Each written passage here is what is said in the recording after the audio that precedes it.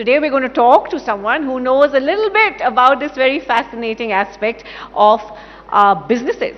Let's put our hands together for Rochita Day, Director of Shri Leathers Limited, a brand that has not only witnessed India's retail evolution but has also been a part of adapting to the changing consumer behavior. A huge round of applause, please, for Rochita.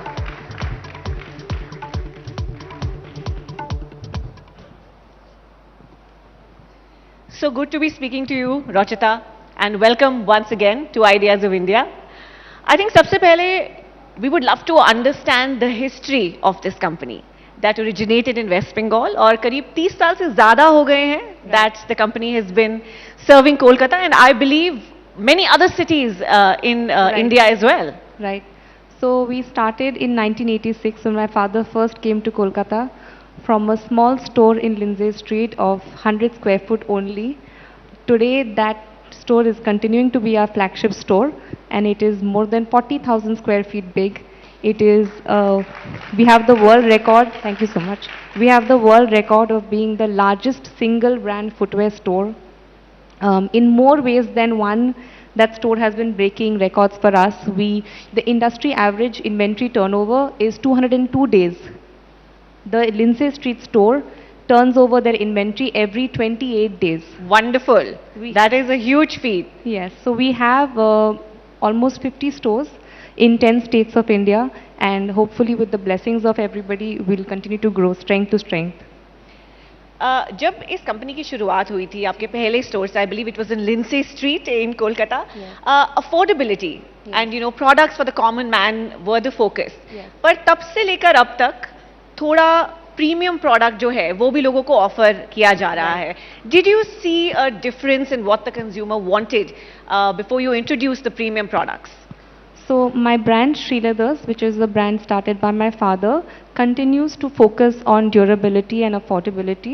I started my own brand called House of SL in 2018 to focus on the youth because as we all know, we are one of the youngest major economies. Of all the economies which has a median age from late 30s to 50, our median age is 28, which is an opportunity for us. If we want to do something for the youth, now is the golden period. Now, as somebody said, Swarn Yug, now is the time to focus on the youth. And I believe aspiration, we wanted to do something aspirational because that's not something we touched with Shri Leathers. And I didn't want to introduce this in Shri Leathers because we already have such a loyal customer base. So I wanted to do something different, which is why in House of SL we offer aspirational products, premium products, because I've seen something which is universal. Everybody has a sense of aspiration. Everybody has a special shirt that they don't wear to work 6 days a week. They keep it aside for a special occasion only. This is the reason why I did it. And also I feel that even though somebody's threshold may be different, when we look at brands like Zara, they've done such a good job of positioning differently so that different people perceive it in a different way. Some of us may think that Zara is an affordable brand, which is maybe because we think they're serving high fashion products at high street prices. But for most of us in India, Zara is an aspirational brand. Yes, it's expensive. It is expensive, especially in India. So they've done such a good job of positioning themselves so differently for different people. And that's what I think the future of India is. If we can produce produce a brand which has a premium aesthetic, a premium branding, but without the luxury price tag, we're going to reach a lot more diverse consumers than by being a mass brand. This is my personal opinion. And it's a good opinion to have, I think. And you know, हम देखते हैं कि आजकल online sales पर businesses का ज़्यादातर focus रहता है. What has been your strategy since you started participating and leading in the business? Have you focused now more on brick and mortar stores? Have you been expanding that aspect of the business, or is the thrust on serving the nation, you know, consumers across India through online sales? Right. So I think for FMCG products, online is great. And even as a brand, we do believe in having an omni-channel strategy going forward. Having said that, for shopping goods, tangibility plays a very important role. I may be able to buy a t-shirt online and I can adjust the fitting in some way or the other, but my footwear has to fit just right. And also personally, experience is important for me.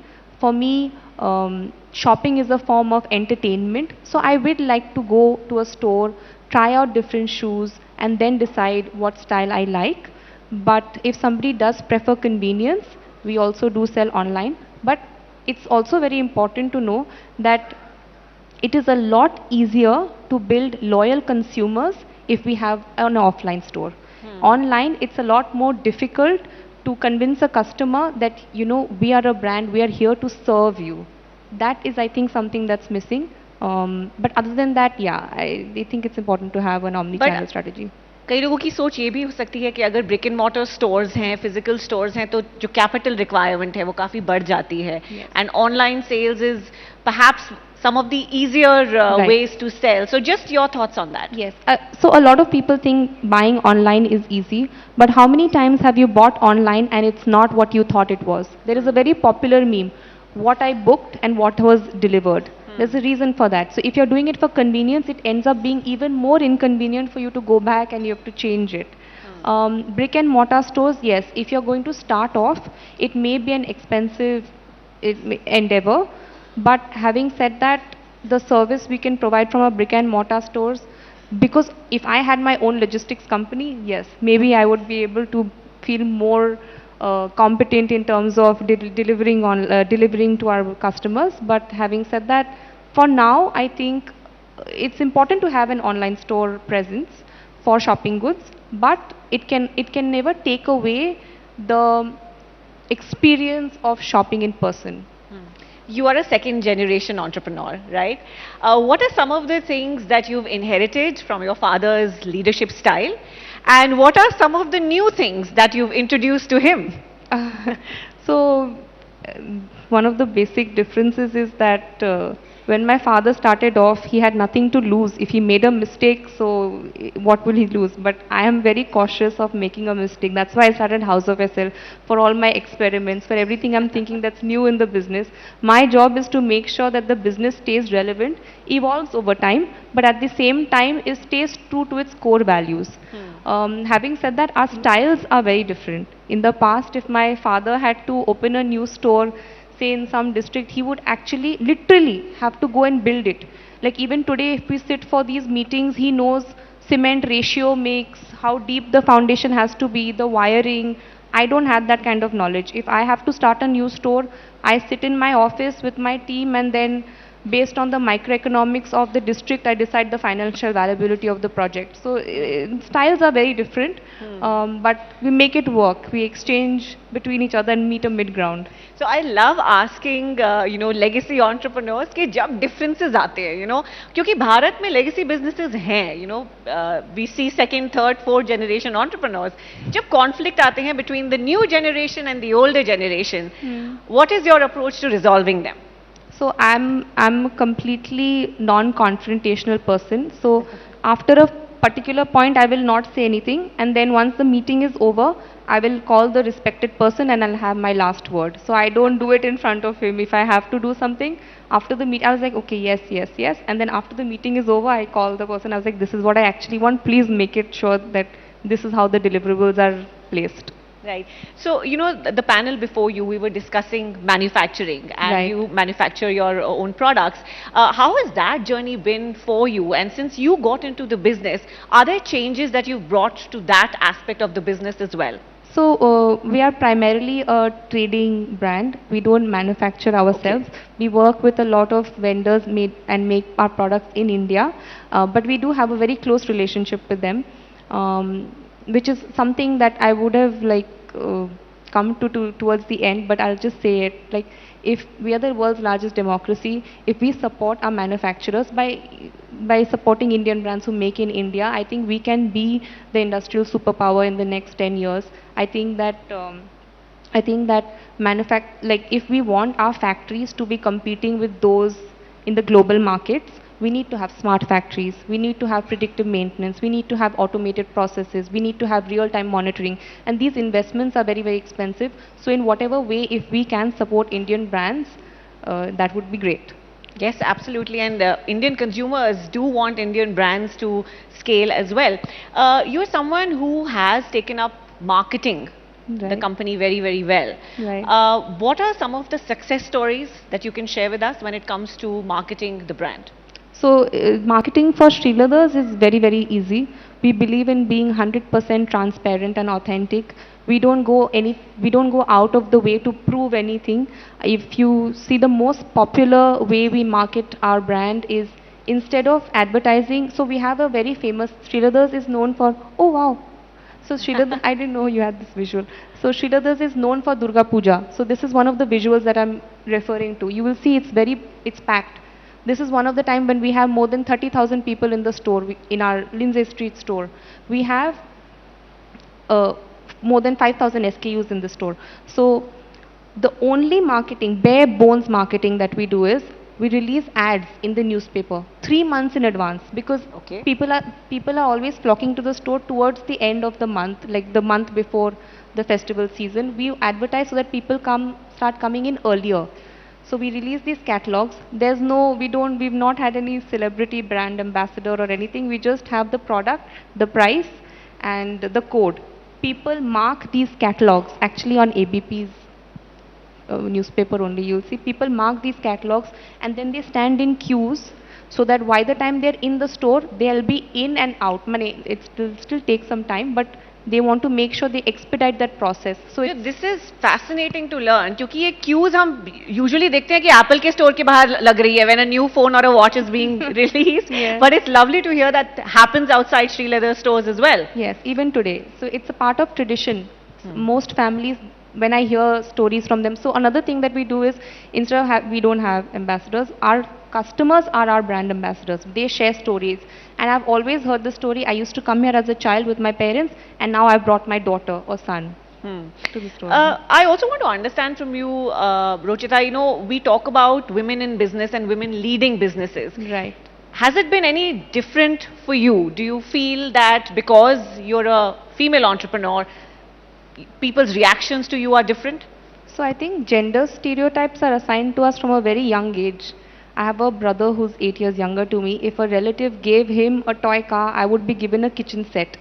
But because I saw both my parents work very hard at work to lay the foundations of the brand, even if I got a kitchen set, I would think about managing and operating a restaurant.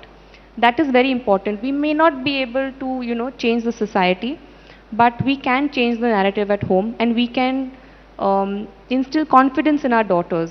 There's a story of a manager assigning projects in a boardroom, where the manager is talking about the deliverables of the project, what are the timeline expectations, what skill set you require to do that project. And in that boardroom, there's a woman thinking, oh, I only know 80% of this project, so I can't claim it because I can't do justice to the full project. And in that same room, there's a man thinking, I already know 20% of the project, the rest 80% I will figure it out. And this is not an individualistic difference. We can go louder with the applause. This is systemic. So I think that I personally, because I was born in a business family, I have not had those hurdles, but that's an anomaly.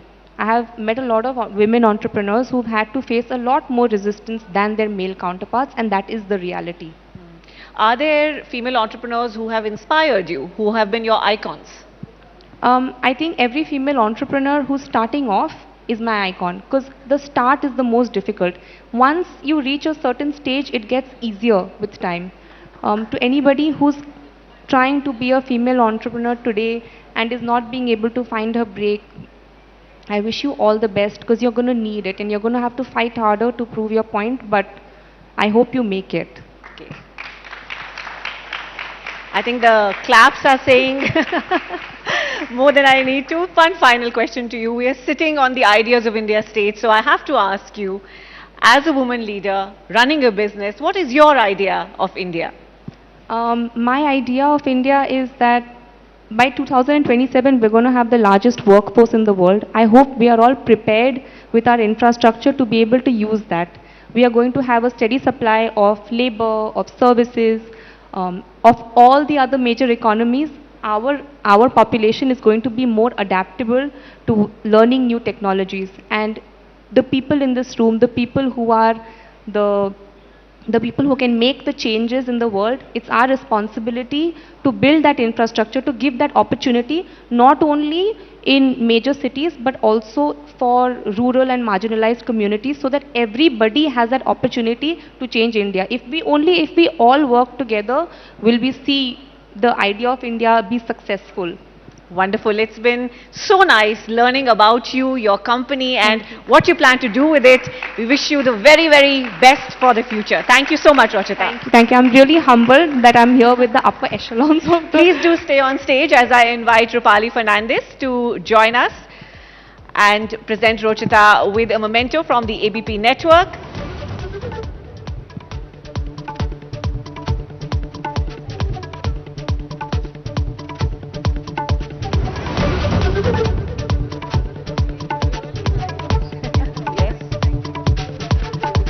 Can we have a huge round of applause, please?